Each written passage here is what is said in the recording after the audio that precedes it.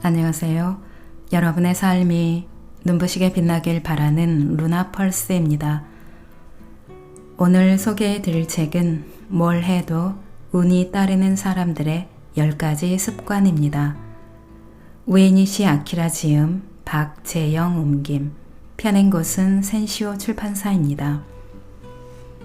저자가 쓴 책 중에 제가 읽고 좋았던 책이 4권이 있는데요.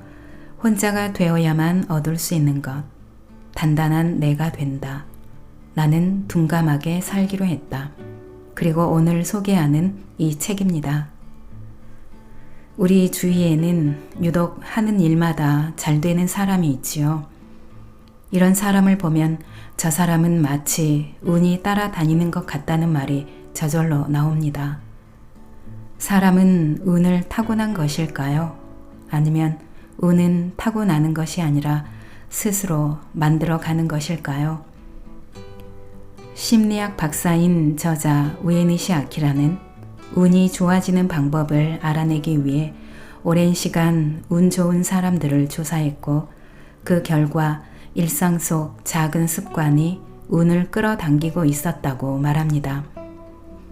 저자는 운이 좋아지고 싶다면 가장 먼저 자신이 무의식적으로 반복하고 있는 부정적 습관을 찾아야 한다고 합니다. 자신의 부정적 습관을 깨닫고 긍정적으로 말하고 생각하고 행하려 노력하다 보면 운은 자연스레 따라오게 되어 있다고 말하고 있습니다. 이 책은 습관의 변화를 이끌어낼 수 있는 구체적이고 실용적인 방법을 10가지 일상의 주제 안에서 소개하고 있습니다. 또한 읽으면서 공감이 가는 구절이나 다시 읽고 싶은 구절을 되새길 수 있도록 각 장마다 필사 노트도 수록되어 있습니다. 목차를 읽어드릴게요. 1장, 운은 내가 결정하는 것이다. 2. 운이 좋은 척하면 운이 진짜 좋아진다. 3. 모든 말에 운의 씨앗이 숨어 있다. 4. 부정적인 생각은 찾아오는 운도 막는다. 5. 꿈이 있는 사람에게 운이 함께한다. 6. 아무것도 하지 않으면 아무것도 일어나지 않는다. 7. 운은 사람을 타고 온다. 8. 일상 속 작은 운을 발견한다. 9. 남을 위하는 마음이 운이 되어 나에게 돌아온다. 10. 웃음과 운은 전염된다입니다. 뭘 해도 운이 따르는 사람들의 10가지 습관 중에서 몇 가지 골라 낭독해 드리겠습니다. 오늘도 책과 함께 편안하고 따스한 시간 되시기 바랍니다.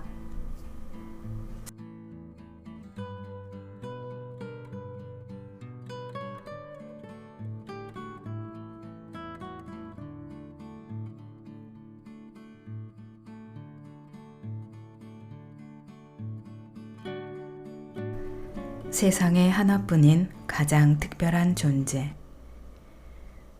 나한테는 아무런 가치도 없는 것 같다. 앞으로도 행복해질 수 없을 것 같다. 콤플렉스 덩어리라서 자신감이 안 생긴다. 평소에 이렇게 느끼는 사람은 자신을 좋아하지 않을 가능성이 높습니다. 내 자신이 싫다라고 확실하게 생각하지 않더라도 자신에게 부정적인 감정을 많이 느끼면 운과는 인연이 멀어지고 맙니다. 당연한 말이지만 우리는 남의 인생을 살 수 없습니다. 갑자기 인기 배우나 가수로 환생하는 건 말이 안 되잖아요. 이 인생에서 지금의 나 자신으로 태어난 것은 무척이나 특별하고 운명적인 일입니다. 이렇게 인연이 닿아서 만나게 된 자신을 좋아해야 매일을 더 행복한 마음으로 보낼 수 있습니다. 운을 끌어당기려면 자기 자신을 반드시 좋아해야 합니다. 마음속으로 내 자신이 싫다고 생각하면 꿈을 이루려고 아무리 노력해도 아무리 적극적으로 행동해도 좀처럼 긍정적인 감정이 들지 않습니다. 열심히 노력하는데도 운이 따르지 않는다고 느낀다면 그 원인은 마음속 깊은 곳에 자리한 내 자신이 싫다라는 감정에 있을지 모릅니다. 나로 태어나서 정말 다행이야 라는 자신감을 갖는 것이 운을 얻기 위한 첫걸음입니다. 이 인생에서 지금의 나 자신으로 태어난 것은 무척이나 특별하고 운명적인 일입니다.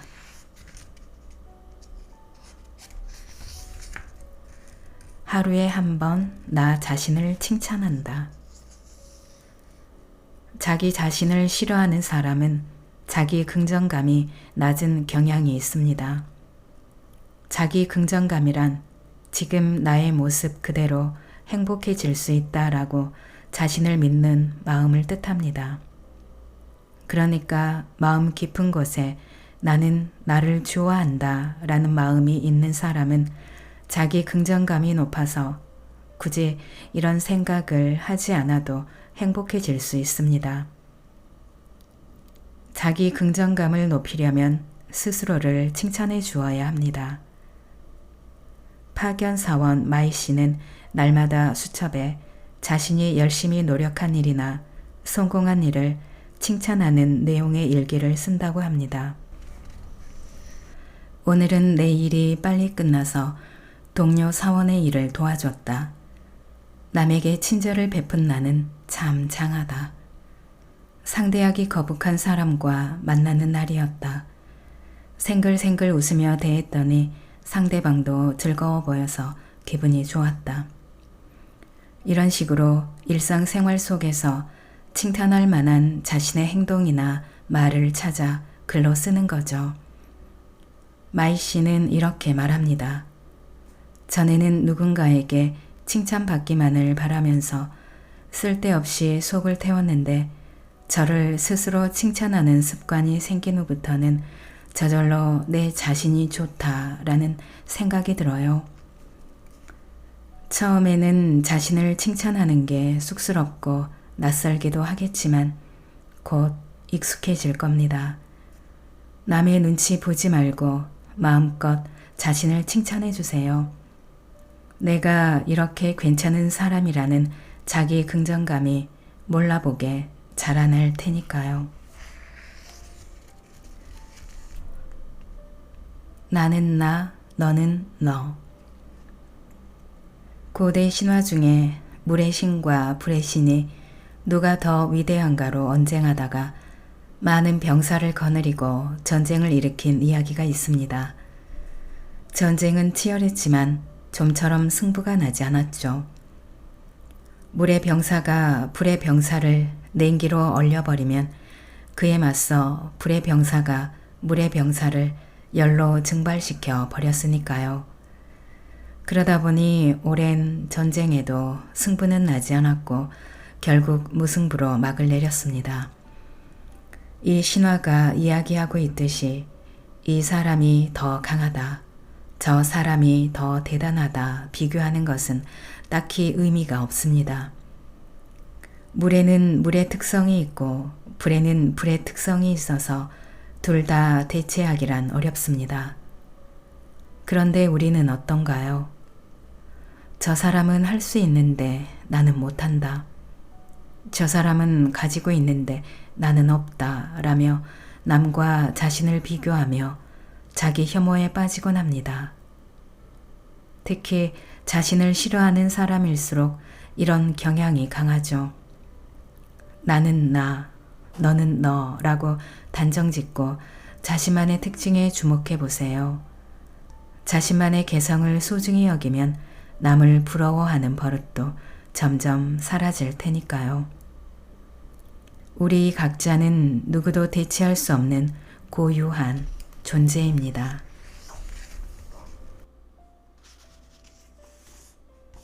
싫은 사람을 떠올리는데 단 1분도 낭비하지 마라. 운을 끌어당기려면 평소에 어떤 사람과 어울리는지도 매우 중요합니다. 나를 인정해주는 사람, 나를 존중해주는 사람을 가까이 두어야 합니다. 나를 인정해주는 사람이란 이를테면 이런 사람입니다. 와, 정말 멋있어. 너와 있으면 즐거워. 너는 충분한 능력을 갖고 있어. 라고 칭찬해주는 사람. 내가 말할 때 그랬구나 라고 맞장구 치며 집중하는 사람. 내가 주눅 들어 있을 때 너라면 분명히 괜찮을 거야 라고 격려해주는 사람. 나와의 약속을 반드시 지키는 사람. 내가 난처한 상황에 처했을 때 기꺼이 도움의 손길을 내미는 사람. 이런 사람이 오랫동안 함께할 만한 사람입니다. 우리는 그 누구보다 가까운 사람의 말이나 태도에 영향을 받기 쉽습니다. 그건 상대방도 마찬가지입니다. 내가 다른 사람의 말과 태도에 영향을 받듯이 내가 하는 말이나 태도도 다른 사람에게 영향을 줍니다. 인간관계는 그렇게 서로를 거울처럼 비춥니다. 그러니 저 사람은 나를 인정하지 않는구나. 저 사람은 나를 존중하지 않아. 라는 생각이 드는 사람과는 적당히 거리를 두어 나쁜 영향을 받지 않아야 합니다. 자주 만나는 사람이라서 피하기 어렵거나 친구 관계를 끊으면 미안한 마음이 들어서 관계를 지속하고 있나요? 그 사람을 싫어하자는 말이 아닙니다. 억지로 사이좋게 지낼 필요가 없다는 뜻입니다. 세상을 사는 동안 우리가 만나는 사람은 얼마나 될까요? 그리고 그 가운데 우리와 오랫동안 친분을 유지하고 좋은 관계를 이어갈 사람은 얼마나 될까요? 그 제한된 관계 속에서 굳이 나를 무시하고 깔보는 사람을 만날 필요가 있을까요? 나를 인정해주는 사람과 어울리면 마음이 평온해집니다. 물론 나도 상대방을 인정하고 존중해야 합니다. 그래야 서로의 관계에 좋은 순환이 생겨 운도 따릅니다. 남에게 인정을 받으면 나도 상대방을 인정하게 되어 운의 순환이 일어납니다.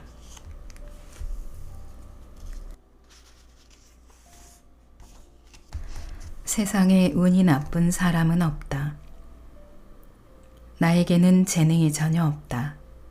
나는 그다지 똑똑하지 않다. 나는 친구도 없고 눈에 띄지 않는 존재다. 이런 생각 때문에 나는 운이 좋아질 자격이 없다라며 자신을 단념해 본 적이 있나요?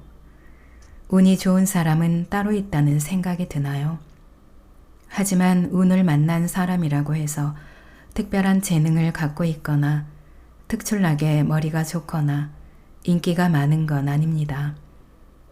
운이 좋아지는 자격 따위는 세상에 없습니다. 누구든지 운을 만날 수 있다는 뜻이죠. 물론 세상에는 외모도 뛰어나고 돈도 많고 사랑하는 사람까지 얻은 사람들이 수두룩합니다. 하지만 과연 그들이 좋은 운을 만날 완벽한 조건을 갖추고 있을까요? 그들의 삶이 완벽하게 행복하다고 말할 수 있을까요? 머리가 좋아서, 외모가 뛰어나서, 집이 부자여서 좋은 운이 따르는 건 아닙니다. 좋은 운의 조건이란 세상 어디에도 없습니다. 마음가짐의 문제일 뿐입니다. 나는 반드시 좋은 운을 얻을 수 있다 라고 믿는 마음가짐이 운을 부르고 행복을 만듭니다. 운이 따르는 조건은 없습니다. 나는 좋은 운을 맞이할 자격이 있다는 마음가짐이면 충분합니다.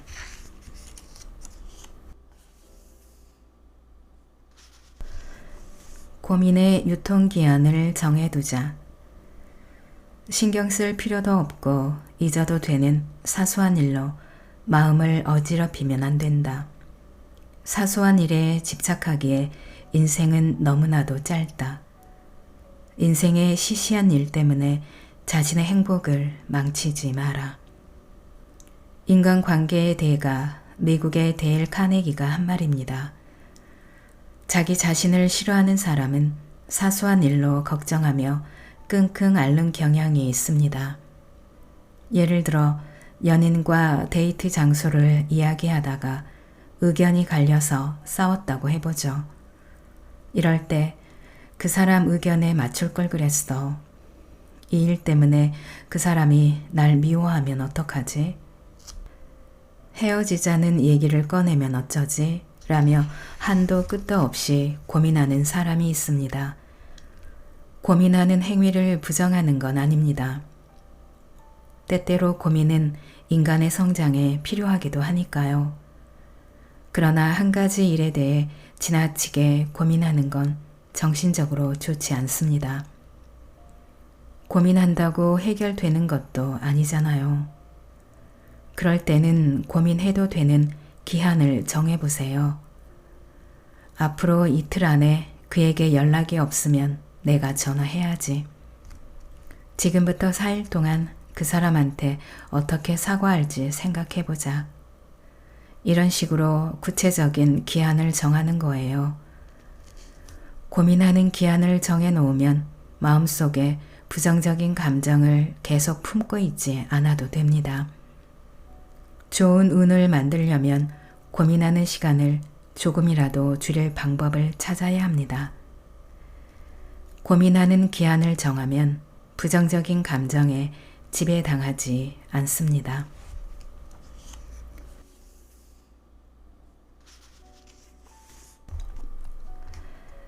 재수 없다는 생각을 지운다.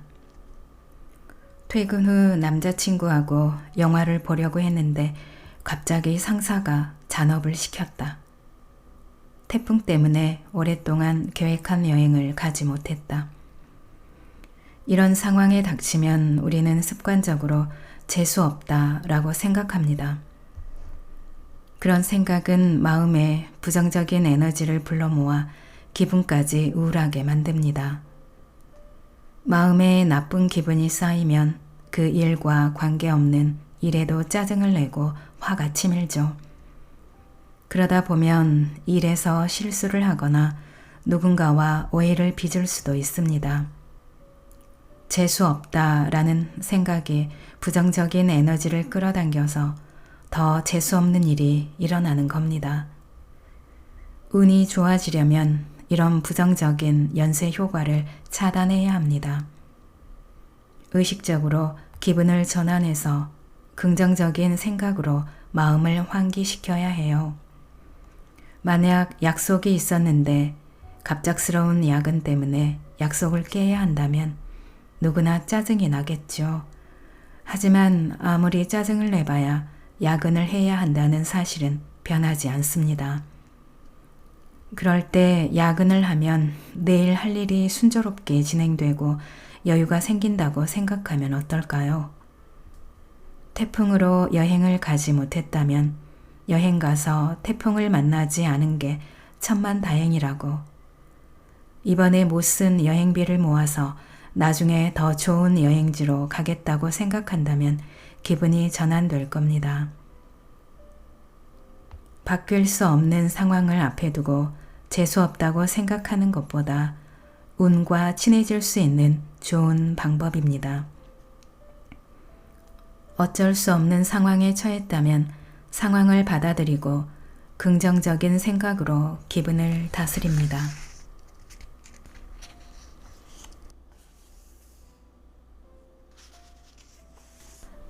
안 좋은 건 듣지도 전하지도 마라.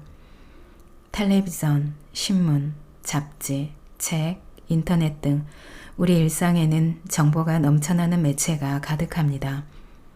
그 많은 정보 속에는 듣거나 말하거나 전하지 말아야 할 정보도 많습니다. 우리 정서에 안 좋은 음악이나 영상, 과장된 광고, 출처가 불분명한 잘못된 지식이나 정보, 누군가를 비하하고 조롱하는 말 등이 그것입니다. 우연히 그런 매체를 접했다면 과감히 차단해야 합니다. 차단하는 것에서 멈추지 말고 그런 정보를 재미삼아 혹은 장난삼아 다른 사람에게 전하는 행동 또한 피해야 합니다. 우리는 다양한 가치관과 정체성이 공존하는 세상에서 살고 있습니다. 내게는 당연한 일이 누군가에게는 그렇지 않을 수 있고, 내가 옳다고 생각하는 일이 다른 사람에게는 선택적인 사항일 수도 있습니다.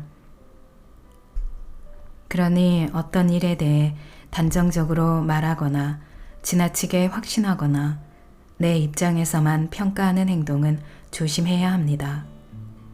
나는 특별한 의도 없이 한 말이어도 상대방에게는 상처가 되거나 편견 어린 말이 될 수도 있거든요. 넘쳐나는 정보 속에서 우리는 그 정보를 모르면 나만 뒤처지지 않을까 하는 조바심에 무비판적으로 정보를 흡수한 뒤 다른 사람에게 과시하듯 전달하곤 합니다. 하지만 곰곰이 생각해 보세요. 우리가 살아가는데 정말로 필요한 정보는 그리 많지 않습니다. 따라서 나는 정보에 잘 휘둘린다는 판단이 들면 정보를 무조건 흡수하기보다는 선별해서 차단해야 합니다. 그 정보를 보았을 때 거북한 말뿐이다. 표현 방법에 가시돋쳐 있다. 어쩐지 불안하고 기분이 나쁘다 라는 느낌이 든다면 그 정보에 더 이상 다가가지 말고 말하지도 전달하지도 않아야 합니다. 표현이 곧 메시지입니다. 안 좋은 표현 방식 때문에 불편한 기분이 든다면 그건 과감히 차단해야 한다는 신호입니다.